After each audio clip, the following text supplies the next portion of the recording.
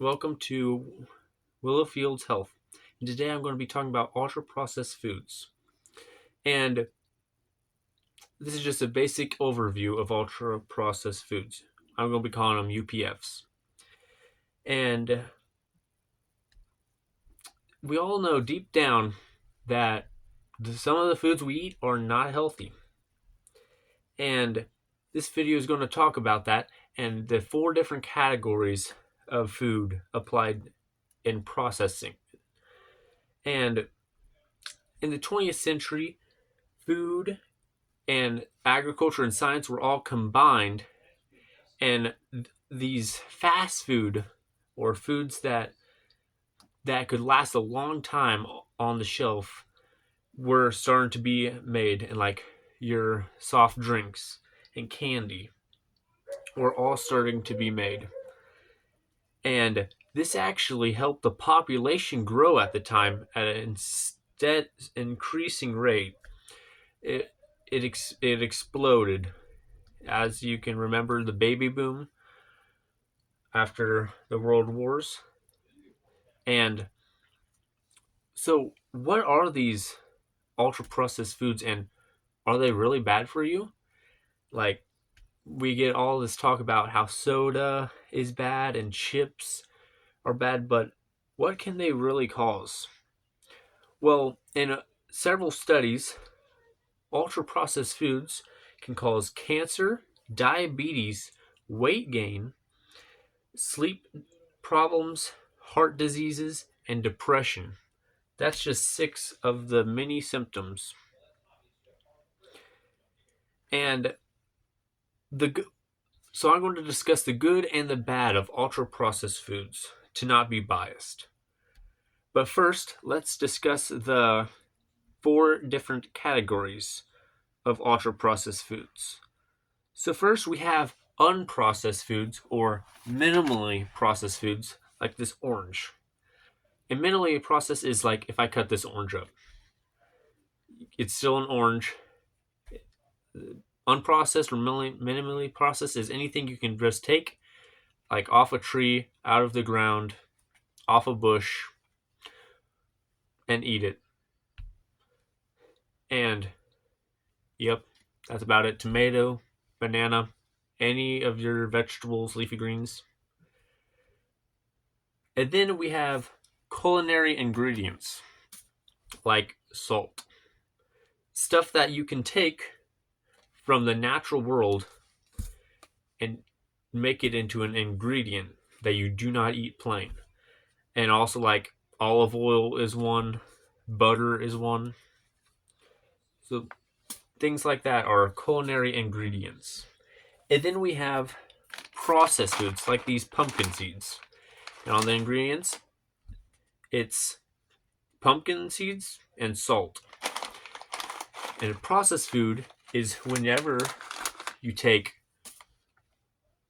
an unprocessed food, cook it, or add a culinary ingredient. And that is how you get processed foods. And now to ultra processed food, UPF. We have some pretzels. And what makes an ultra processed food an ultra processed food?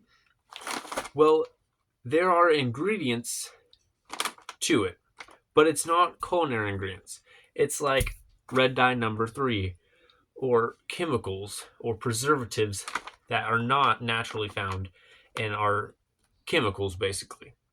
Also, you can recognize an ultra processed food because if you did not read the ingredients on this bag, you would not know what this really was made out of. It's hard, you cannot tell what it came from. That is how you identify an ultra processed food. And so back to the good and bad about ultra processed food. One benefit to ultra processed food is the long shelf life. And this long shelf life is good because you can just put it on a shelf and it lasts for a long time. Another one of the benefits is it actually wastes less food. And that is because companies are always having scraps of waste from extracting this from a plant and this from a plant. So they will take that and put random stuff in food, and it actually helps it give it some texture, some flavor. And so it reduces food waste and it preserves food, because back in the day they had to add tons of salt, and it was actually very hard to preserve food throughout the winter. And that's one of the reasons why the population spiked after ultra processed foods were starting to take effect. But now, to the cons of ultra processed foods are the diseases that come along with it. Lots of them have chemicals that affect your cells and can cause you to have cancer.